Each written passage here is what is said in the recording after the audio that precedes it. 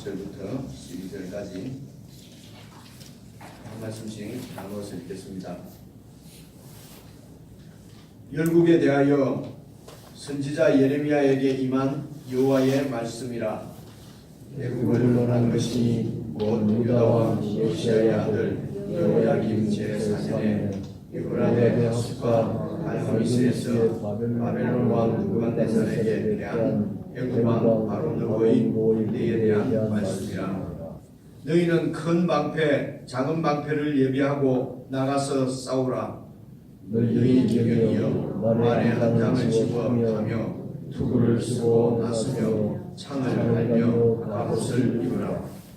여호와께서 가라사대 내가 먼저 그들이 놀라 물러가며 그들의 용사는 패하여 급히 도망하며 뒤를 돌아보지 아니함은 어찌민고 두려움이 그들의 사방에 있음이로다 하셨나니 많이 많은 자도 도망하지 못하며 용이 있는 자도 피하지 못하고 그들이 다 북방에서 유브라데 하숫가에 넘어지며 엎드러지는도다. 저 나일의 창이람과 강물의 흉용함 같은 자 누구뇨? 애굽이 나일의 창이람과 강물의 흉용함 같도다. 그가 가로되 내가 일어나 땅을 덮어 성읍들과 그 거민을 멸할 것이라. 말들아 달리라, 병거들아 급히 동하라. 용사여 나오라. 방패 잡은 구스인과 붓인과 활을 당기는 무딤인이여 나올지니라 하거니와 나는 주 만군의 여호와께서 그 대적에게 권수 갚는 보수이리라. 칼이 배부르게 삼키며 그들의 피를 가득히 마시리니 주 만군의 여호와께서 북편 유브라데 하숫가에서 희생을 내실 것이미로다.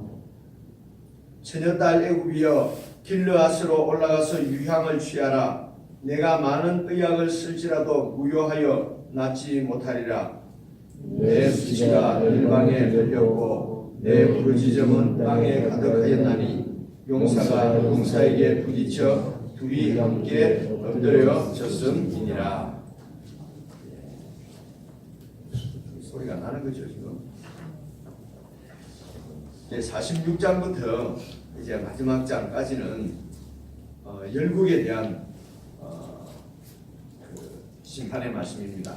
그래서 1절을 보시면은 열국에 대하여 선지자 예레미야에게 임한 여호와의 말씀이니라. 그래서 이스라엘의 하나님이시고 또 유다의 하나님이시지만은 이 하나님의 통치는 온 세상 온 열방에 임하여 있는 것을 우리가 볼 수가 있습니다. 그래서 1절에서는 열국 모든 민족의 하나님, 모든 민족을 통치하시는 하나님, 이렇게 보시면 되겠습니다. 그래서 이제 처음으로 2절 이제 애굽을 논한 것이니 애굽에 대해서 말씀을 합니다. 곧 유다 왕 요시야의 아들 여호야김 제4년에 여호야김 제4년은 여러분 이게 36장에서도 한번 나오지 않았습니까? 여호야김 4년 이때가 완전히 하나님께서 이 유다를 멸망하기로 다음에 작정하시는 해가 여호야김 제4년입니다. 이게 한 번 더 25장에 한 번 더 나오는데요. 25장에서 여호야김 제4년에 하나님께서 이 이스라엘의 멸망을, 유다의 멸망을 작정하시는 말씀이 나오고 36장에 보면은 여호야김 제4년에 이 여호야김이 왕이 바룩이 기록한 예레미야를 통해 주시는 하나님의 말씀을 칼로 찢어서 불에 태우는 그런 이야기가 여호야김 제4년에 나오거든요. 그래서 이제 이 여호야김 제4년이 계속 읽어보시면은 유브라데 하숫과 갈무이스에서 바벨론 왕 느부갓네살에게 패한 애굽 왕 바로너의 군대에 대한 말씀이라. 지금 이제 애굽에 대해서 신탁의 말씀이라는 얘기가, 여러분 우리가 신탁이라는 말을 가끔 쓰지 않습니까? 이 신탁이 뭐냐 그러면은 어떤 일에 대한 하나님의 그 신의 이 탁이 부탁하다 할 때 탁자거든요. 그러니까 신의 말씀, 신의 그러니까 선지자가 보통 그 세상에서는 점쟁이가 신으로부터 답을 받아내는 것, 이걸 신탁이라고 얘기하지 않습니까? 여기 마찬가지입니다. 여기에는 여호와의 신탁은 여호와의 말씀입니다. 그 어떤 일에 대한 하나님의 작정하시는 말씀, 하나님의 예언의 말씀, 하나님의 작정의 말씀이 이것이다. 그래서 신탁의 말씀, 열방에 대한 신탁의 말씀이 46장부터 계속 나오는데요. 여러 민족들이 나옵니다. 그 중에 첫째 이제 애굽에 대해서 하시는 말씀인데, 이 애굽에 대해서 하시는 말씀은 여러분 그 갈그미스 전투 이때부터 하나님께서 이 애굽에 대해서는 이제 어떻게 하나님께서 작정하시는지 예언의 말씀을 이미 이 애굽이 망하기, 애굽이 이제 이 갈그미스 전투에서도 패하게 되고, 나중에 여러분 바로 호보라가 그저께 말씀에 나왔죠, 그죠? 이 호보라 왕 때도, 바로 호보라 때도 역사적으로는 바벨론에게 크게 참패를 당하거든요. 자, 그런 앞으로 신탁의 말씀인데 그 내용을 보시면은 2절이 표제어입니다. 애굽에 대해서 지금 하나님께서 예언하는 신탁의 말씀이라는 것입니다. 지금 이 말씀은 애굽에 대해서 말씀하시는 것인데 3절 한번 봐보십시오. 너희는 큰 방패, 작은 방패를 예비하고 나가서 싸우라.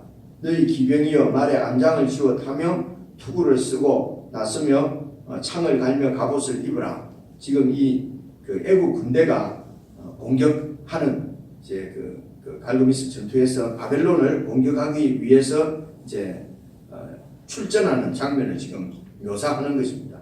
그래서 큰 방패, 작은 방패 이렇게 그 무기를 준비하고, 그리고 기병들은 말에 안장을 쥐우고 투구를 쓰고, 그리고 이제 전투에 나서라는 것입니다. 나서라. 5절 보시면은요, 여호와께서 가라사대 내가 본즉 그들이 놀라 물러가며 그들의 용사는 패하여 급히 도망하며 뒤를 돌아보지 아니하면 어쩌민고 두려움이 그들의 사방에 있음이로다 하셨나니 발이 빠른 자도 도망하지 못하며 용맹이 있는 자도 피하지 못하고 그들이 다 북방에서 유브라데 하숫가에 넘어지며 엎드러지는도다. 이 북방이 유프라테스 강 그 강가에 그 갈그미스라는 그 지역이 있거든요. 그런데 그 갈그미스 전투에서 애굽이 패할 것을 패하는 장면을 지금 묘사하는 것이죠.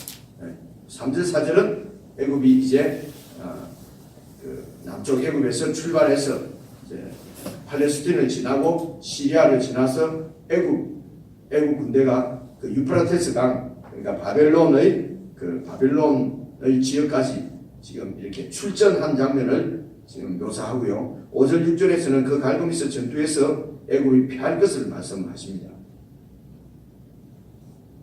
7절부터 보십시오. 저 나일의 창이람과 강물의 흉룡함 같은 자 누구뇨? 애굽이 나일의 창이람과 강물의 흉룡함 같도다. 그가 가로되 내가 일어나 땅을 덮어 성읍들과 그 거민을 멸할 것이라.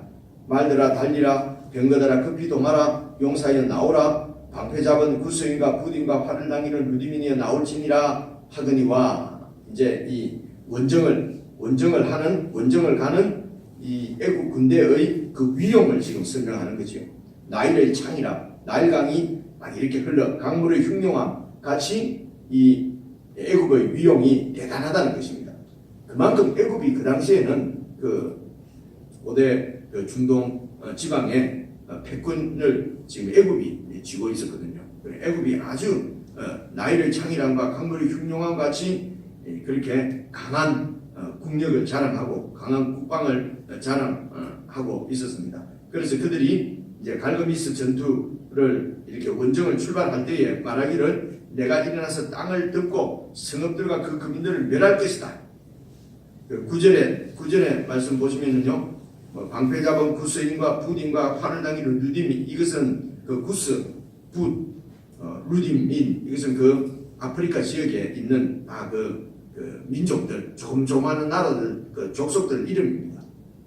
그래서 이들이 동맹군인지 뭐 용병으로 이렇게 나섰는지 그런 내용은 잘 없는데 어쨌든 이 애국 군대에 많은 이런 민족들이 그 전쟁에 동참하고 있는 것을 지금 표현하는 것입니다. 그래서 그만큼 군세가 강하다는 것입니다. 그래서 이렇게 원정을 가는 그 애국 왕의 마음은 어떻겠습니까? 아주 내 힘으로 지금 전력상으로 지금 바벨론은 이제 막 일어난 신흥국이거든요. 이제 신바벨론 국가 뭐 이런 거 옛날에 학교 다니면서 우리 배웠지 않습니까? 옛날 바벨론 말고 이제 이게 이 느부갓네살 왕 때부터 신바벨론 제국 이래서 이게 616년 정도부터 나부폴라살이라고 하는 사람이 이게 그 갈디아 족속의 한 족장이었어요. 족장인데 이 나부폴라살이 이제 세를 얻어서 이렇게 이제 결국은 나중에 물론 그 옆에 메데라고 하는 나라가 있습니다. 그래서 이런 메데파사 이런 얘기도 들어보셨죠, 그죠? 메데하고 이 바벨론의 그 갈대아 족장인 나부폴라살이 이렇게 연합을 해서 그 당시 배경이 말입니다. 그래서 결국 616년 이때부터 계속해서 아수르를 공격해서 아수르가 결국 그 니느웨 성이 612년에 멸망하거든요. 멸망하고 609년에 완전히 이 아수르가 이제 멸망합니다.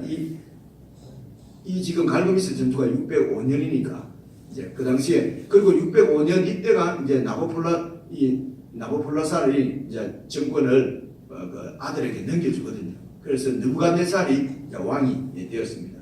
그래서 느부갓네살이 왕이 되어서 일어나는 신흥국이기 때문에 애굽의 입장에서 볼 때는 애굽은 뭐 지금 여러 세대를 거쳐서 그곳을 지배하고 있는 그 강자였기 때문에 이제 바벨론도 처음부터 자랑하는 싹수를 이렇게 잘라버리려고 하는 그런 마음을 가지고 그래서 어떤 이 정세 돌아가는 형편으로 봐서는 어쩌면은 애굽의 승리는 이렇게 보장되어 있는 것처럼 그렇게 보였지만은 그러나 이 중동 지방의 그 패권은 하나님께서 결정하시기를 바벨론에게 넘긴 것입니다.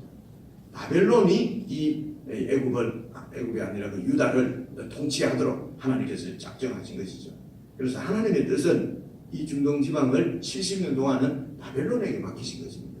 그런데 이제 이 세상에서는 이 하나님의 뜻보다는 국제 정세나 나라의 어떤 이 강력함, 강함, 뭐 이런 국방력, 경제력 이런 걸 보지 않습니까? 그러니까 그런 것을 보았을 때는 애굽이 승리할 수밖에 없는 그런 상황이라는 것입니다. 그래서 운정을 떠나는 애굽 군대의 위용이 7절, 8절 같이 이렇다는 것입니다. 나일의 창이람과 강물의 흉용함 이거는요 나일강은 지금 우리가 생각하는 한강 뭐 이런 강처럼 이 낙동강처럼 이런 강이 아니고 이 나일강 이거는 때가 되면은 이 강물이 불어나가지고요. 불어나가지고 늘 홍수 이렇게 넘친답니다. 홍수가 넘치면은 그러면 이제 그 뒤에 홍수가 지나가고 나면은 이제 이 강물들이 왜 넘치냐면은 우리 지도로 보면은 그 아프리카 그 위쪽에 거기가 이제 이 뭐라고 그러죠? 하구라고 그럽니까? 그리고 이제 하류고 상류는 이제 이 아프리카를 치면 밑으로 돼 있으니까 우리가 지도상으로 보면은 밑에서 물이 흐르나 이렇게 싶은데 이제 밑에서부터 물이 이렇게 아주 대륙이지 않습니까? 내륙 지방부터 물이 계속 이렇게 와서 이제 비가 이 아프리카 이런 쪽에는 한 번 오면은 왕창 오고 그 다음에 비가 안 오니까 사막이 생기고 이렇지 않습니까? 그러니까 애굽이 있는 지역도 80% 정도가 이게 사막인 사하라 사막 지대거든요. 이 애굽이 있는 데가. 그러니까 이제 한 번씩 비가 올 때가 되면은 물이 막 확 이렇게 늘 홍수가 난다고 그럽니다. 그래서 그곳에서 왕을 하는 바로의 가장 큰 왕의 실력이 뭐냐면 치수.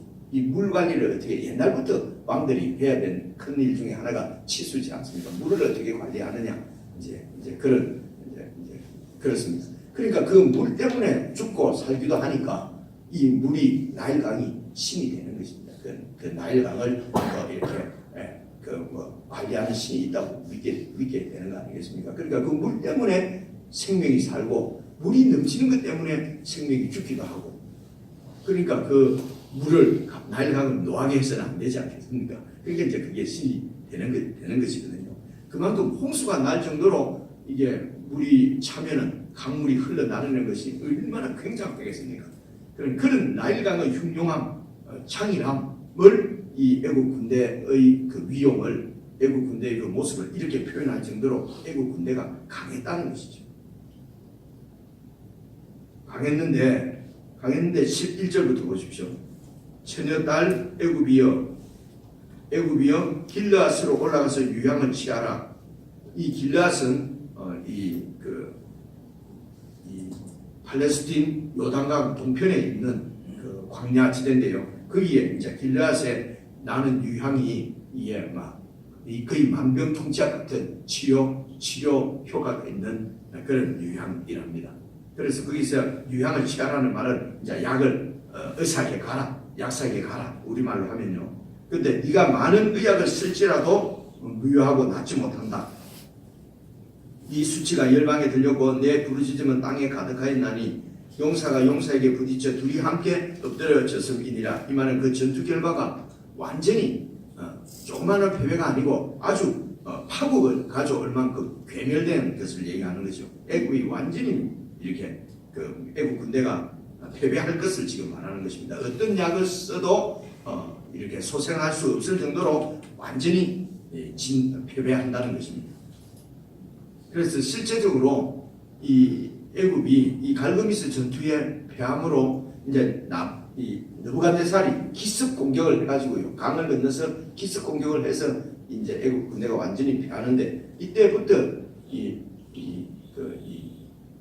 팔레스틴 시리아 지역의 패권을 애굽이 이제 나부콜라살 바벨론에게 내어주게 됩니다.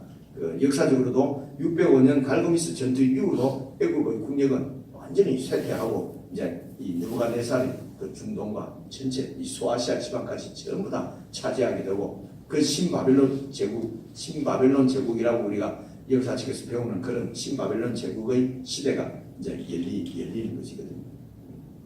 물론 이 신바벨론 제국도 오늘 우리 성경 예레미야서 보면 저 뒤에 가면 이 바벨론 제국의 앞날에 대해서도 신탁의 말씀이 나옵니다. 바벨론 제국도 결국은 그 페르시아 왕 고레스에게 멸망하고, 그래서 고레스가 붙잡고 있던 그 바벨론에서 포로로 잡혀와 있던 유다 백성들을 이 고레스 왕이, 페르시아 왕이 이렇게 풀어주는 것이거든요. 그래서 이제 이 백성들이 70년 후에 유다 백성들이 이제 예루살렘으로 돌아오게 됩니다. 어쨌든 오늘 말씀은 이제 내용상으로 이렇습니다. 그 3절, 4절은 이렇게 전투, 이제 3절, 4절, 5절, 6절은 전투하는 장면인데, 이제 공격했지만은, 애굽이 공격을 했지만은 5절, 6절에서는 패배할 것이고, 그리고 7절, 8절, 9절은 이 원정을 나가는 애굽 군대가 얼마나 강력한 군대인지, 그리고 11절, 12절은 그 전투 결과로 완전히 애굽이 대패할 것을 지금 예언하는 말씀이고요. 그리고 이 애국의 갈그미스 전투를 신학적으로는 이제 10절입니다. 이 10절이 이제 우리가 받아야 될 이제 기회의 말씀이죠. 10절. 그날은 주 만군의 여호와께서 그 대적에게 원수 갚는 보수일이라. 이 보수는 대갚아 주는 것을 말하는데 우리가 이야기로 그냥 복수라고 이해하면 좋습니다. 그냥 복수하는 날이라. 칼이 배부르게 삼키며 그들의 피를 가득히 마시리니 주 만군의 여호와께서 북편 유브라데 하숫과 갈그미스에서 희생을 내실 것임이니라.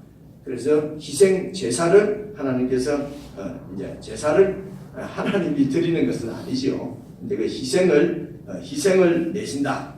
그러니까 이제 희생 제물로 삼아서 애굽을 희생 제물로 삼아서 이제 제사를 드리는 것처럼 그렇게 하나님께서 작정하셨다는 것이죠. 그래서 이 애굽이 제물이 돼서 지금 하나님 앞에 제물로, 희생 제물로 바쳐질 것입니다. 하나님께서 애굽을 희생 제물로 삼았기 때문에, 그렇게 했기 때문에 애굽은 이렇게 대패하게 되고 완전히 망할 것을 그 군대가 망할 것을 지금 말씀하시는데 왜 그러냐? 그 대적에게 원수 갚는 복수입니다. 이렇게 생각하시면 좋겠습니다. 계속해서 이 유다가 애굽의 지배를 받고 있었고, 그리고 이 애굽이 그 전에 이 갈도미스 전투 이전에 한참 612년 이럴 때에 이제 아수르가 나보폴라살이 바벨론이 계속 이렇게 아수르를 공격하니까 이제 이 아수르를 돕기 위해서 이 갈도미스 전투 한 몇 년 전에 7, 8년, 5, 6년 전에 애국 군대가 또 그 아수르를 도와서 이 바벨론을 견제하기 위해서 출전하거든요. 할 때에 그때 요시아가 죽어요. 갈도미스 전투 이전에. 그래서 애굽의 유다의 제일 아주 훌륭한 왕이 요시아 왕이지 않습니까? 종교 개혁한 왕이거든요. 그래서 그 왕이 나가서 이제 싸우다가 이 애굽 왕에게 죽습니다. 그리고 이제 요시아의 아들 요아스가 왕이 되고, 그리고 요아스 뒤에 요야김이 왕이 되고, 이렇게 강대국이 계속해서 왕을 자기들 입맛대로 갈아치우고 유다가 그렇게 되거든요. 그래서 여기 아마 여호와께서 복수한다는 말은 바로 그 여호와의 나라인 유다의 왕이 이 애굽 군대에게 애굽 왕에게 이제 전쟁 중에 죽었고, 그리고 이 하나님의 나라인 유다를 이제 애굽은 강력한 군대의 힘으로 이렇게 자기의 이 신앙 공신국으로 이렇게 계속해서 힘들게 했지 않겠습니까? 그죠? 그래서 하나님께서 그렇게 자기 백성을 징계하시는 손길이 애굽 군대나 바벨론 왕을 통해서 징계하시지만, 그것은 자기 백성을 싫어하거나 미워해서가 아니라 사랑하셔서 그 백성을 훈련시키기 위해서, 징계하시기 위해서 이방 나라를 이용하시는 것이죠. 그리고 그 이방 나라들도 결국은 하나님을 알고 하나님의 뜻대로 그 나라가 정의와 공의를 세우며 그렇게 세워져야 될 텐데, 그것이 하나님의 뜻이죠. 그러나 이방 나라들은 힘을 숭상하고 힘 있는 자가 왕이 되고 또 통치자가 되어서 힘 없는 자를 척지하고 폭력을 행사하고, 그 나라 안에서뿐만 아니라 그 힘을 가지고 힘이 없는 작은 나라들을 이렇게 공격해서 침략해서 자기들을 노예로 만들고 하는 이런 모든 것들은 하나님의 통치에 반하는 것이죠. 하나님의 통치에 거역하는 것이다 말이에요. 그래서 그런 이방 나라들을 하나님이 자기 백성을 위해서 사용은 하시지만 그 이방 나라의 죄악을 그대로 두고 보시지는 않으시고 하나님께서 심판하신다는 말씀입니다. 그래서 이제 오늘 말씀에서 우리가 이렇게 생각을 해야 될 것은, 현재 지금 전쟁하는 여러 모습들을 보면은 다 힘의 논리에 의해서 강대국에 의해 가지고 이 역사가 돌아가는 것 같지만은, 그러나 이런 이 갈도미스 전투를 신학적으로는 하나님께서 말씀하시기로는 10절에 보니까 당신의 대적에게 복수하는 날이다. 그래서 겉으로 보면은 애굽이 아주 강자일 것 같은데, 하나님은 바벨론에게 이 통치권을 맡기셨기 때문에 하나님의 뜻대로 애굽이 이렇게 이제 군대가 대패하게 되는 것을 지금 말씀하고 있습니다. 그래서 역사는 여러분 하나님께서 당신의 이것은 진짜 우리끼리 해야 될 말인데요. 그러나 우리가 확신 있게 이 사실을 확신 있게 믿으면은 우리가 믿는 우리가 자꾸 흔들리니까 이게 지금 이방 나라에 지내지지가 않는 것이거든요. 역사는 하나님께서 오늘 말씀도 보면은 당신의 대적에게 원수를 갚습니다. 대적은 무슨 대적이냐면은 자기의 나라인 유다를 괴롭힌 나라이기 때문에 그렇습니다. 그래서 이 모든 역사는 하나님께서 당신의 나라 유다를 중심으로, 이스라엘을 중심으로 역사를 운영하십니다. 그래서 이 이스라엘의 반응에 따라서 이웃 나라의 운명도 결정되는 것입니다. 그래서 오늘 이 역사가 하나님이 당신의 나라, 당신의 백성을 중심으로 이렇게 이 역사를 지금 움직여 가시는 것을 우리가 분명하게 믿어야 되고, 그리고 이제 세상적인 관점으로 보면은 애굽이 꼭 이길 것 같고 이런 군사력, 경제력 이런 것이 세상을 다스리는 것 같지만 지금도 미국과 중국이 역사를 이렇게 돌리는 것 같지만 그러나 이 역사의 주관자는 하나님이십니다. 하나님이십니다. 그래서 이 믿는 사람들이 역사를 보는 관점 이거는 시간이 갔습니다만 참 얼마 전에 우리 순장들 모였는데 한분이 그런 얘기를 하더라고요. 뭐 어디서 들었다고 이게 팩트인지 아닌지 잘 모르겠는데 뭐 어느 교회에서 이렇게 세워졌는데 예를 들면 저 앞에 우리 지금 노래방도 있고 막 그러지 않습니까? 여기 뭐 무슨 점집도 있고 뭐 저희들은 그냥 있는데 그래서 어떤 술집이 하나 이 교회 옆에 있어가지고 교회가 막 기도했답니다. 저 술집이 좀 없어지게 해달라. 기도했는데 그 술집이 불이 났다네요. 그 불이 나가지고 완전히 그 주인이 이 교회가 기도를 해가지고 친구가 불났다. 이래가지고 이 고소를 했다. 그래가지고 이제 고소를 해가지고 재판이 열렸는데 그 교회 대표 장로가 와가지고 재판장님 생각해보세요. 우리가 기도했다고 지금 불났겠습니까? 그건 아닙니다. 그런데 술집 주인은 기도해서 지금 하나님이 벌을 내려서 우리가 불났다. 그래갖고 안 믿는 술집 주인은 그 순장님이 이런 얘기를 하더라고요. 안 믿는 그 술집 주인은 기도를 하나님이 들으시고 이렇게 역사했다는데 그 교회 대표 장로하고 목사는 그럴 리가 없다고 하나님이 우리 기도를 해놓고 안 믿고 그렇죠? 안 믿고 그래서 재판장이 참 재판장이 어떻게 해야 될지 몰랐어. 그래서 그 주인공은 하나님이 이런 걸 확실히 당신이 믿으니까 나중에 죽어서 하나님한테 가서 대상 받기도 하고 그렇게 예전에 한번 들은 이야기인데도 참 다시 지체로부터 들으니까 참 마음이 짠하는 거예요. 그래서 우리가 믿지 않는 것이죠. 근데 확실한 것은 눈에 보이는 어떤 힘에 의해서 역사가 돌아가는 것이 아니고 하나님의 뜻에 의해서 하나님이 통치를 하십니다. 그런데 하나님이 이 역사를 어떻게 돌리느냐 그 중심은 저와 여러분 하나님의 교회입니다. 하나님의 교회이기 때문에 이것이 전체 역사도 마찬가지고 오늘 자그마한 우리의 일상도 마찬가지입니다. 세상을 하나님께서 우리를 주시하시고 우리를 이렇게 중심으로 하나님께서 역사를 돌리시는 것이기 때문에 여러분 세상 변화 속도에 우리가 적응하지 못한다고 두려워할 필요 없습니다. 이거는 저도 두려우니까 이런 말을 하는 거지요. 뭐 이런 식으로 살다가 완전히 도태되는 거 아닌가? 전부 벽으로 다닌다고 난리를 치는데 이래 있다가 완전히 내만 바보 아줌마 되는 거 아닌가? 이런 염려할 것입니다. 좀 배웠다고 해서 그게 그 사이에 그냥 내 일상에서 하나님이 주인이시다. 하나님이 주권자이시다. 주인 되심을 인정하는 것이 되게 중요합니다. 이스라엘을 중심으로 열방의 흠한 성세가 다 결정되는 것입니다. 그래서 오늘 이제 그 말씀하고 있습니다. 그래서 인간의 능력이나 인간이 준비하고 인간이 계획하고 이렇게 해서 인간이 뜻대로 될 것 같지만 결국은 하나님의 작정대로 이루어지기 때문에 무엇보다도 중요한 것은 하나님을 내 편으로 보시는 것이 준비하지 말라는 얘기가 아닙니다. 아무 일도 하지 말라는 것이 아니라 치열하게 열심히 살더라도 하나님을 내 편으로 만드는 것이 제일 중요합니다. 어떻게 하나님 내 편 될 수 있습니까? 내가 하나님 편 되는 것입니다. 내가 하나님을 사랑하고 하나님 말씀대로 살고 그 말씀대로 듣고 그렇게 하면은 하나님께서 모든 역사를 주관하시기 때문에 그 하나님을 주인으로 모시고 그 편 되는 것은 제껴놓고 내가 준비하고 뭔가를 계획하고 뭔가를 이룰 것이다.